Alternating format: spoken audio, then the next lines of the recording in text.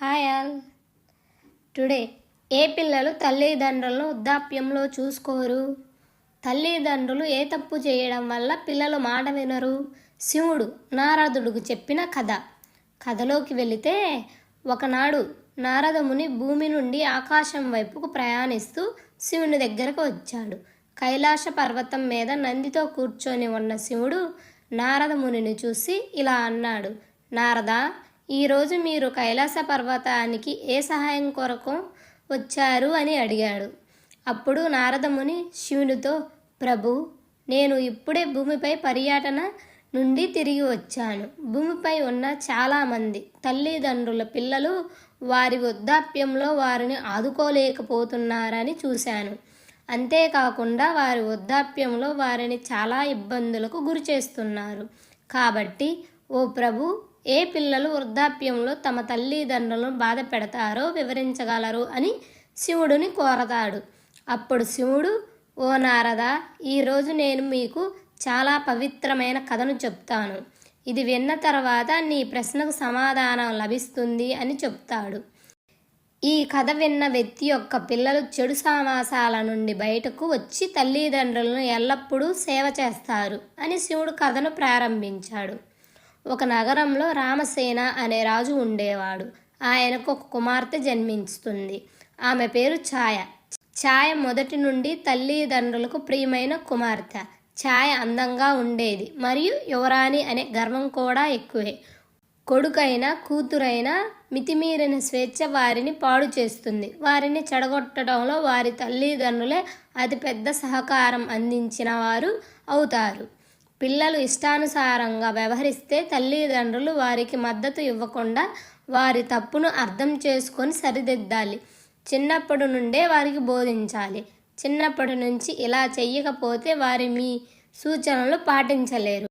శివుడు నారదునితో, నారదా, రాజు రామసేన తన కుమార్తెకు వివాహం చెయ్యాలని అనుకుంటాడు. కానీ ఆమె దుష్ట స్వభావం కారణంగా ఎన్ని సంబంధాలు వచ్చినా ఆమె వెనక్కు పంపేది. రాజు తన కుమార్తె యొక్క చర్యలకు చాలా కలత చెందుతాడు. యువరాణి ఛాయ కోసం రాజులు, మహారాజులు అందరూ తమ తమ ప్రాంతాల నుంచి వచ్చి వారి వారి స్థానాల్లో కూర్చున్నారు. మరోవైపు యువరాణి ఛాయ ఆమె స్నేహితురాలతో కలిసి తన అందాన్ని చూసి గర్వపడింది. తను చేదు మాటలతో మహారాజులను అవమానించడం ప్రారంభించింది. ఆమె లావుగా ఉన్న యువరాజును చూసి స్నేహితులతో ఎగతాళి చేస్తూ, హే మిత్రమా, ఈ పెద్ద మనిషి తన శరీరాన్ని ఎలా ఇష్టపడుతున్నాడో చూడండి అని అంటుంది. యువరాణి యువరాజును చూసి నవ్వుతూనే ఉంటుంది. తర్వాత ఎత్తుగా ఉన్న రాజును చూసి, ఇదిగో మిత్రమా, ఈ యువరాజు ఒక కోడలిలో స్తంభంలా ఉన్నాడు అని వెక్కిరిస్తుంది. మరలా ఒక పెద్ద గడ్డంతో ఉన్న రాజును చూసి యువరాణి బిగ్గరగా నవ్వుతూ, హే మిత్రమా, మా నాన్నగారు ఉన్నారే, పొడవాటి గడ్డం ఉన్న మేకలను కూడా స్వయంవరానికి ఆహ్వానించారు అని నవ్వుతుంది. కానీ గడ్డం ఉన్న యువరాజు యువరానికి తన హృదయాన్ని ఇచ్చాడు కాబట్టి యువరాణి ఇబ్బంది పెట్టడం పట్ల ఏమాత్రం బాధపడడు. ఇప్పుడు యువరాణి ఒకరి తర్వాత ఒకరిని అవమానపరుస్తూ తండ్రి రామసేనను అసంతృప్తికి గురి చేస్తుంది. ఈ అమ్మాయి మన దర్బారుకు వచ్చిన అతిథులు అందరినీ అవమానించింది అని అనుకోవడం మొదలుపెట్టాడు. రాజు, నా కుమార్తె తరపున నేను మీ అందరికీ క్షమాపణలు చెబుతున్నాను అని. కానీ ఇప్పుడు నేను ఈ అమ్మాయిని రాజుగారితో కాకుండా ప్రతిరోజు భిక్షాటన చేసి జీవనోపాధి పొందే ఒక భిక్షగాడికి ఇచ్చి వివాహం చేస్తాను అని అందరి ముందు ప్రకటించాడు. ఆ స్థానంలో కూర్చున్న యువరాజులు అందరూ రాజును అలాగే చేయమని చెప్పడం ప్రారంభించారు.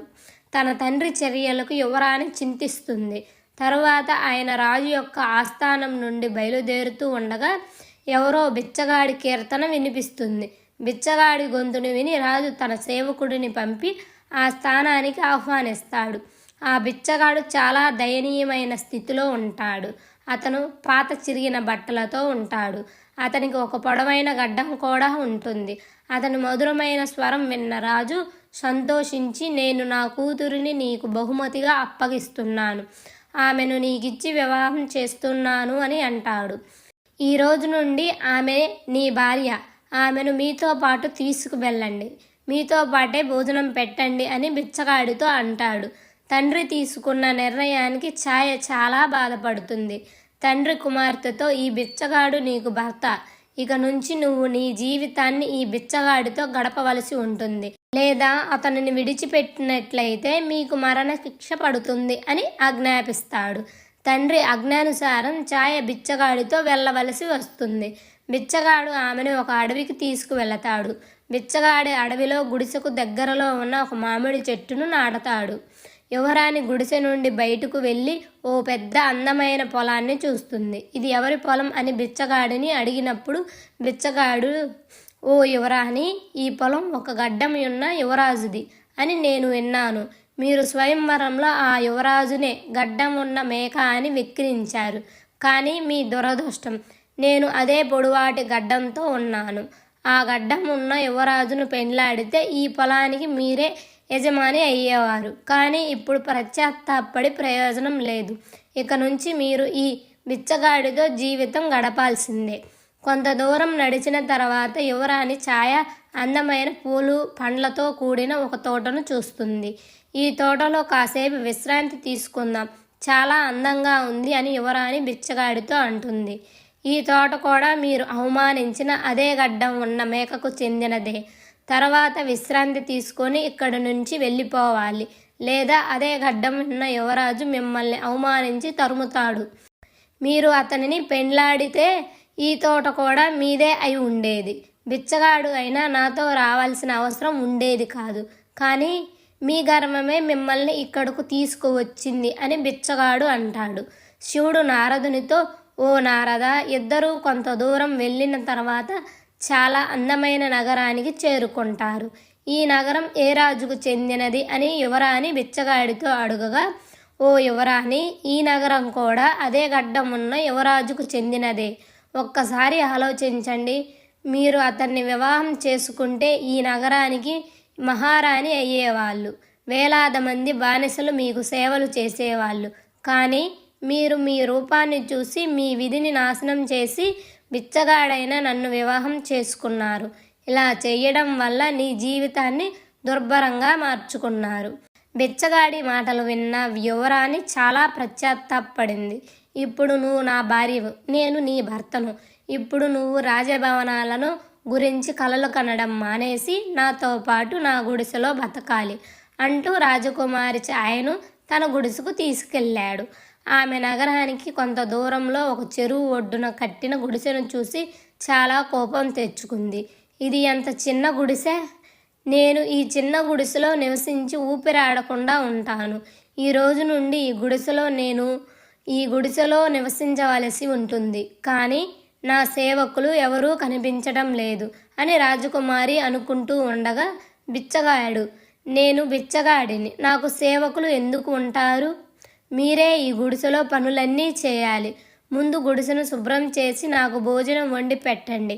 చాలా ఆకలిగా ఉంది, నడుస్తూ అలసిపోయాను అని బిచ్చగాడు యువరాణి ఛాయతో అంటాడు.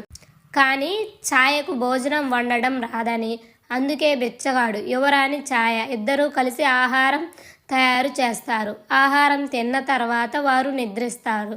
మరుసటి రోజు బిచ్చగాడు యువరాణిని లేపి ఇంటి పనులన్నీ చేయమని చెప్పి, జీవనోపాధికి ఏదైనా పని చేయాలని నేను మామిడికాయలను కోసి బుట్టలో వేస్తాను. యువరాణి బజారుకు వెళ్ళి మామిడికాయలను అమ్మాలి అని అంటాడు. నేను మామిడికాయలు అమ్మడం చూసి నన్ను ఎవరైనా గుర్తిస్తారు. అప్పుడు నన్ను ఎగతాళి చేస్తారు. నేను దానికి సిగ్గుపడాల్సి ఉంటుంది. నేను వెళ్ళలేను అని చెప్తుంది. మీరు ఎందుకు సిగ్గుపడాలి? ఇప్పుడు మీరు యువరాణి కాదు, నువ్వు బిచ్చగాడి భార్యవు అని చెబుతాడు. ఇప్పుడు మీరు అవమానం గురించి ఆలోచిస్తే ఆకలితో ఉండవలసి వస్తుంది అంటాడు. యువరాణి బజారులో రోడ్డు మధ్యలో కూర్చొని మామిడి పండ్లను అమ్మడం ప్రారంభించింది. అప్పుడు మంత్రి అక్కడికి వచ్చి ఆమెను తన్ని మామిడి పండ్లను విసిరివేస్తాడు. యువరాణి తన విధికి కన్నీళ్లు పెట్టుకుంటుంది. జరిగిన విషయం బిచ్చగానికి చెప్తుంది. బిచ్చగాడు, మీకు వేరే పని అప్పగిస్తాను అని బిచ్చగాడు రేపటి నుండి నీ పని ఏర్పాట్లు చేస్తాను అని చెప్పాడు. రాజుగారి అధికారి వంటగదికి వెళ్ళి అక్కడ వాడితో కలిసి ఆహారం వండాలి, మరియు అక్కడ నుండి మనకు తినడానికి మంచి ఆహారం కూడా వస్తుంది అని చెప్తాడు. ఈ విధంగా అహంకారి అయిన యువరాణి వంటవారితో కలిసి పనిచేయడం ప్రారంభించి రాత్రికి మిగిలిన ఆహారాన్ని తన ఇంటికి తీసుకువచ్చింది. వారిద్దరి జీవితం ఇప్పుడు విభిన్నంగా ఉంది. ఆ రోజు ప్రశాంతంగా గడిచిపోయింది. తరువాత ఒకరోజు ఛాయ కిటికీలో నుంచి చూస్తూ ఉండగా రాజభవనం నుంచి పెద్ద పెద్ద అతిథులు ఆమెకు స్వాగతం పలకడానికి వస్తూ ఉంటారు. ఆమె బయటకు వచ్చినప్పుడు ఒక రాజవేషధారణలో ఉన్న వ్యక్తి ఆమెను తీసుకువెళతాడు. రాజకుమారి ఈయన ముఖంలోకి చూసేసరికి భయంతో వణికిపోతుంది. ఎందుకంటే ఆయన గడ్డంతో ఉన్న మేక అని అవమానించిన రాజు బదులుగా ఆయన చేతిని పట్టుకొని అతిథులందరూ కూర్చొని ఉన్న రాజభవనానికి తీసుకువెళతాడు. అక్కడున్న వైభవాన్ని చూసి యువరాణి కాళ్ళు చేతులు వణికిపోతాయి. అప్పుడు గడ్డం ఉన్న యువరాజు రాజకుమారితో, రాజకుమారి భయపడకు, నీతో పాటు గుడిసెలో నివసించిన నీ బిచ్చగాడు భర్తను నేను మిమ్మల్ని ఇష్టపడుతున్నాను. మీ తండ్రి వాగ్దానాన్ని దృష్టిలో ఉంచుకొని నేను బిచ్చగాడిలా మారి మిమ్మల్ని వివాహం చేసుకున్నాను. ఇప్పుడు మీ గర్వం కూడా నశించింది. ఇక్కడకు చాలామంది అతిథులు వచ్చారు. ఇప్పుడు నేను నిన్ను గౌరవప్రదంగా వివాహం చేసుకుంటాను. అందరూ యువరాణిని ఆశీర్వదించారు మరియు ఆమె తన అహంకారాన్ని పూర్తిగా వదిలేసింది. అప్పుడు శివుడు నారద మునితో ఇలా అంటాడు, ఓ నారద, ఒక వ్యక్తి చాలా సుఖంగా పెరిగిన తర్వాత ఆ అనుభవాలు అతని జీవితంలో చాలా ఇబ్బందులను కలిగించే వాటి గురించి వారికి తెలియదు. ఆ వ్యక్తి దేని గురించి గర్వపడకూడదు. కానీ దేవుడు మిమ్మల్ని ఒక గుణముతో ధనవంతులను చేసినప్పుడు, వాళ్ళు గర్వించినప్పుడల్లా వాళ్ళు దాని నుండి గుణపాఠాన్ని పొందుతారు. ఈ విధంగా యువరాణి గుణపాఠాన్ని పొందిన తర్వాత అదే గడ్డం గల భర్తతో కలిసి చాలా ఆనందంతో రాణిగా మారింది. ఈ విధంగా ఎవరి పిల్లలు వారి కోరిక ప్రకారం చేస్తారో వాళ్ళు వారి తల్లిదండ్రులను అవమానిస్తారు మరియు వాళ్ళ మాట వినరు. అలాంటి పిల్లలు ఎప్పుడూ కష్టాలతోనే ఉంటారు అని చెప్తాడు. ఈ కథ మీకు నచ్చినట్లయితే లైక్ చేయండి, షేర్ చేయండి, సబ్స్క్రైబ్ చేయండి. Thank you for listening.